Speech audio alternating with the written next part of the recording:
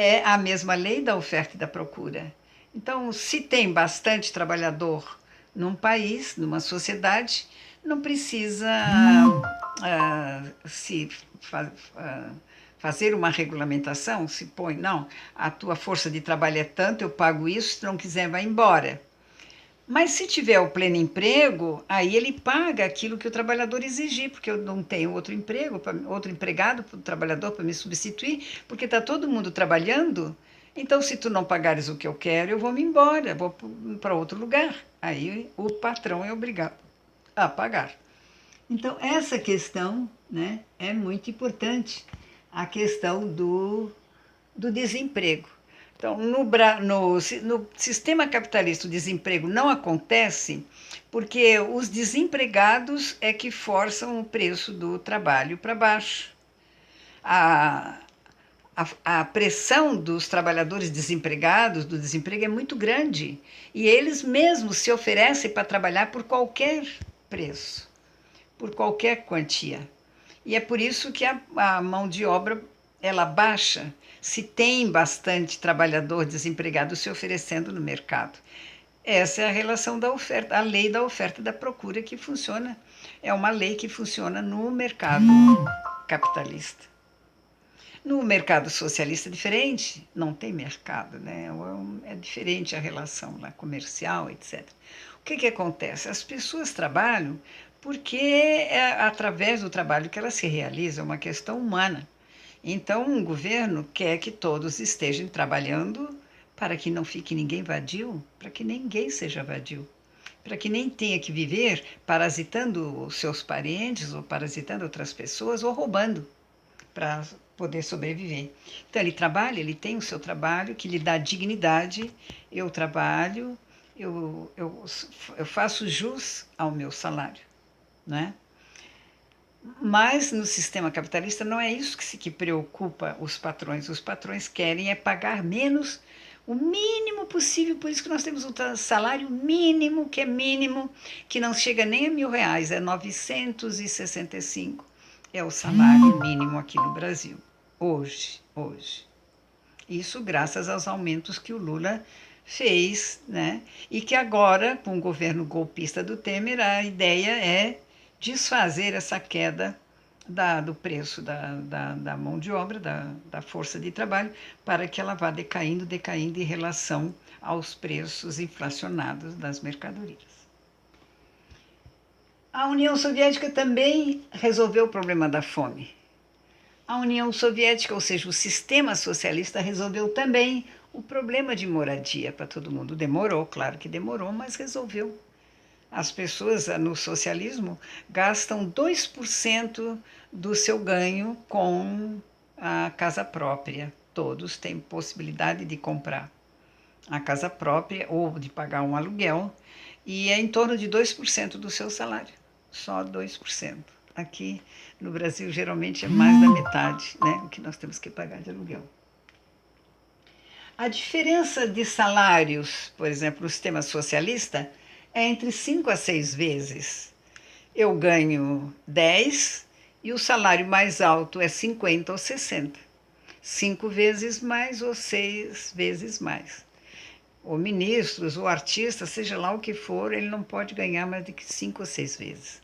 Por isso que às vezes a gente vê alguns artistas famosos abandonarem a União Soviética e vir para o capitalismo, porque no sistema capitalista ele vai ganhar mais, ele vai ganhar muitas vezes mais um salário mínimo. Jogador de futebol, quanto é que ganha? Lá na União Soviética ele ganha 5, 6 vezes apenas. O maior salário era 5, 6 vezes o menor salário.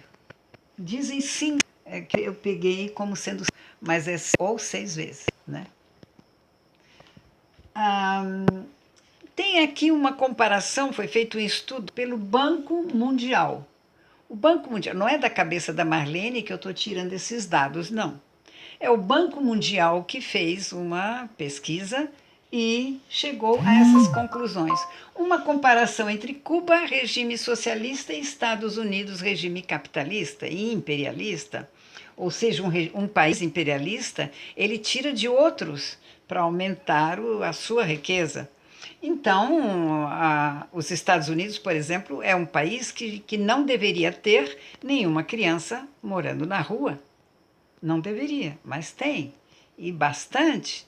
Tem quantos? 2.500.000 crianças em situação de rua. E isso em Cuba é quanto? É zero. Zero. Cuba, que é pequenininha, pobre, né? Bem, não tem riquezas, não tem poços de petróleo, não tem nada disso em Cuba. Mas ela protege as suas crianças, não tem nenhuma na rua. Zero é o número de crianças na rua em Cuba. E 2,5 milhões nos Estados Unidos. É um número espantosamente diferente. Mortes por falta de atendimento médico. Em Cuba é zero. Nos Estados Unidos são 5.000 que morrem por falta de atendimento médico. Endividados por causa da educação. Em Cuba é zero, porque a educação é gratuita em todos os níveis para todo mundo. Nos Estados Unidos, quantos 5 milhões de pessoas endividadas por causa da educação, para ter que pagar a faculdade, isso e aquilo. Olha só, zero para Cuba, não tem gente que fique endividada para poder estudar. E os Estados Unidos, que é um país rico, imenso, grande, poderoso, 5 milhões estão endividados por causa dos seus estudos. Feminicídio, morte de mulher por ser mulher, são situações que ocorrem na vida das mulheres, principalmente as mulheres negras e mais pobres da periferia, que sofrem esse castigo por ser mulher, são mortas unicamente por serem mulher. Em Cuba é zero, lá não morre mulher não, só por ser mulher. Pode morrer por outras causas, mas não por ser mulher. Nos Estados Unidos é em torno de 1.600 mulheres que morrem, feminicídios no Rio de Janeiro. São dados da onde? Do Banco Mundial.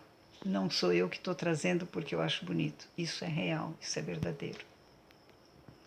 A Rússia, o leste europeu estão fazendo agora uma crescente avaliação da era comunista, que é claro que se discute muito o socialismo também lá no leste europeu, nos países do leste europeu e nas repúblicas que faziam parte da União Soviética.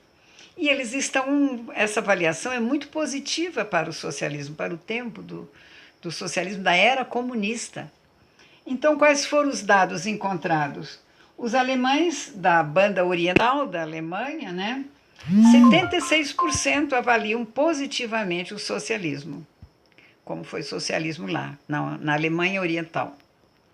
E na Romênia, eles têm 64% que dizem que eram tempos melhores na época do socialismo. A China superou, a Cuba, a Vietnã superaram a miséria, né? E superaram o atraso também. Então, isso é muito importante.